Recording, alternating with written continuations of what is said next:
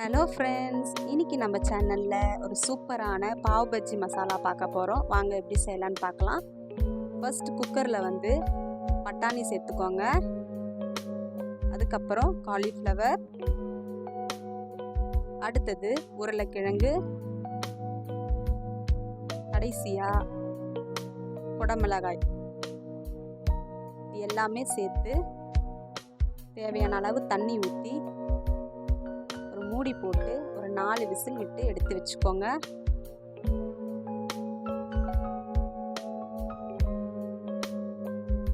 நாலு விசில் வந்துடுச்சு. இது ஓப்பன் பண்ணி பார்க்கலாம். காய்கறி எல்லாம் நல்லா வெந்துடுச்சு. இது நல்லா மசிச்சு எடுத்து வச்சுக்கலாம். ரொம்ப மசிக்கவும் தேவையில்ல, அங்கங்கே காய்கறி தெரிகிற மாதிரி மசிச்சு எடுத்து வச்ச பிறகு அடுத்ததா ஒரு பேன்ல ஒரு 3 ஸ்பூன் நெய் விட்டுக்கோங்க.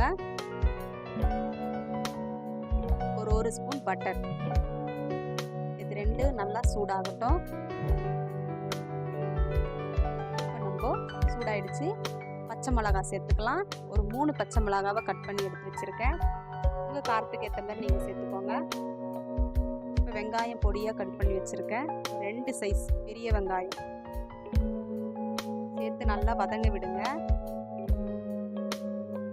மீடியம் ஃப்ளேம்லேயே வச்சு வறுத்து எடுத்துக்கோங்க.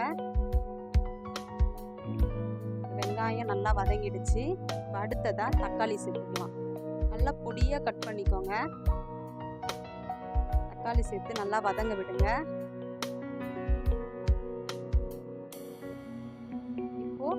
இதுக்கு தேவையான அளவு உப்பு, தக்காளி சீக்கிரம் வதங்கிறதுக்காக உப்பு சேர்த்து நல்லா கலந்து விடுங்க. ஃபர்ஸ்ட்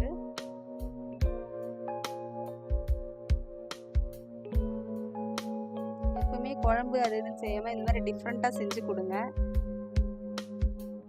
குழந்தைங்களும் சரி பெரியவங்களும் சரி நல்லா விரும்பி சாப்பிடுவாங்க. நம்ம தக்காளி நல்லா வெந்துடுச்சு. இப்போ காரத்துக்கு மிளகாய்த்தூள், ஒரு ஸ்பூன் மிளகாய்த்தூள், பாவ் பஜ்ஜி மசாலா சேர்த்துக்கலாம்.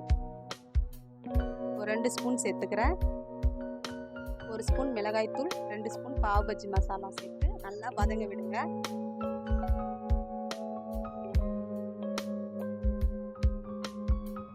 மசாலாலாம் எல்லாமே சேர்ந்து வதங்க விடுங்க.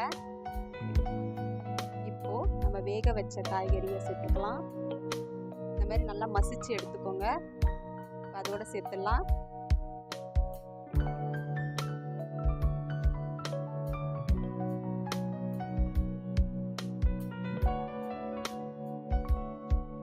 மசாலாவோட நல்லா சேர்த்து கலரி விடுங்க. பார்க்கவே அருமையாக இருக்கு.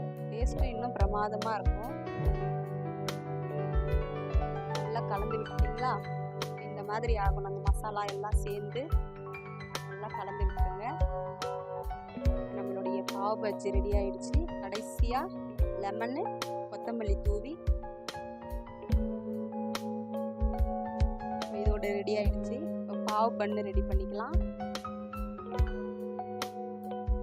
மசாலாவை ரெடி பண்ணிட்டோமா? இது ஒரு பவுலில் ஃபர்ஸ்ட் ட்ரான்ஸ்ஃபர் பண்ணிக்கலாம். பார்க்கவே சூப்பராக இருக்கு.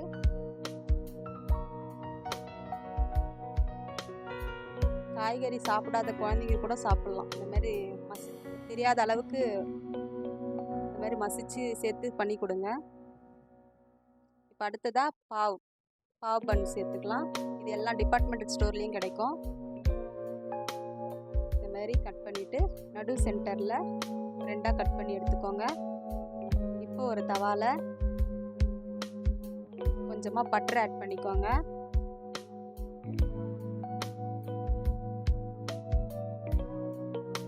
பட்டர் ஆட் பண்ணி இந்த மாதிரி ஸ்ப்ரெட் பண்ணி விட்டுட்டு அந்த பாவ் பண்ணை வச்சுக்கலாம். வச்சுட்டு மேலேயும் கொஞ்சம் தடவி விட்டுருங்க.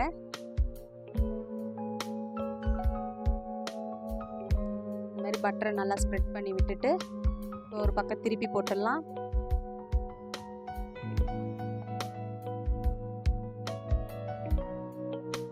திருப்பி போட்டாச்சா? அவ்வளோதாங்க. பார்க்கவே சூப்பராக இருக்கா?